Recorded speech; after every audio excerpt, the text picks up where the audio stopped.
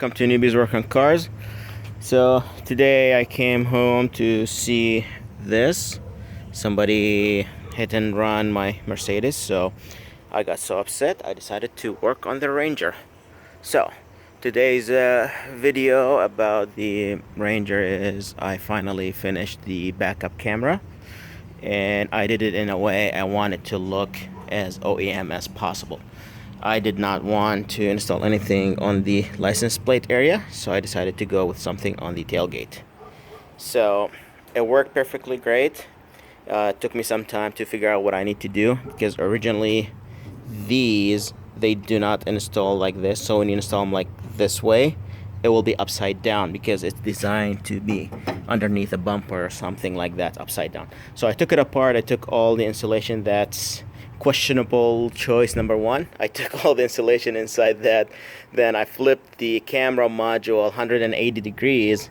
Then I filled it back up with a double-sided tape, just in hope that it will be water tight. I don't think it will be, but the winter is coming and we have harsh winters in Iowa, so we'll see how that goes. So I did that way. I drilled a small hole in here. It's ended up being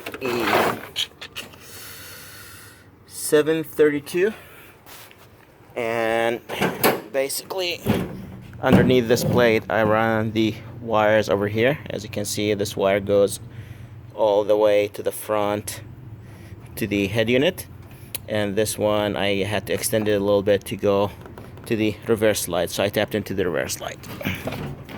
So questionable choice number two is I did not have extension cord over here in this place, so I did not heat shrink or do anything like I did to the stereo. I wrapped it with double-sided tape and make sure it's watertight also. Anyway, so I ran the wires underneath, close by the frame. That's questionable choice number three. The way I ran it, it's not really I would approve of. So all the way down here, and there's a grommet under. Where is the brake light, brake pedal? So there's a grommet over here. See this light? That's the previous owner ran the wiring cable, the cable for the light over here. So I ran the same way and tied it all the way back into the stereo as I talked about last time. So let's see how that goes, how it will work.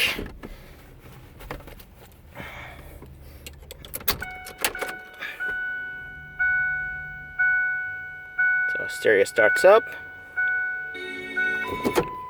put it in reverse. There you go. You can see that it's basically the corner is perfectly aligned with the bumper. So basically when I back up, I can see red mean just really stop. And you can see the bumper hitch ball thing. So in case if I ever needed to tow something light, this will be, I can see it.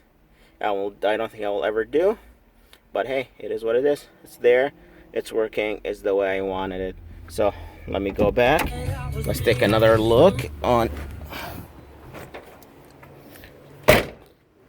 how it's ran. So when people behind you, they will think it's a factory option, as a lot of newer cars, they run it that way when they have a big trunk or something like that. So anyway, wish me luck. This will last for a long time and doesn't rip on the first bumper on the road, not bumper, speed bump. And wish me luck to find who is the motherfucker who did that to my car. Alright, thank you for watching Newbies Work on Cars, and have a wonderful day.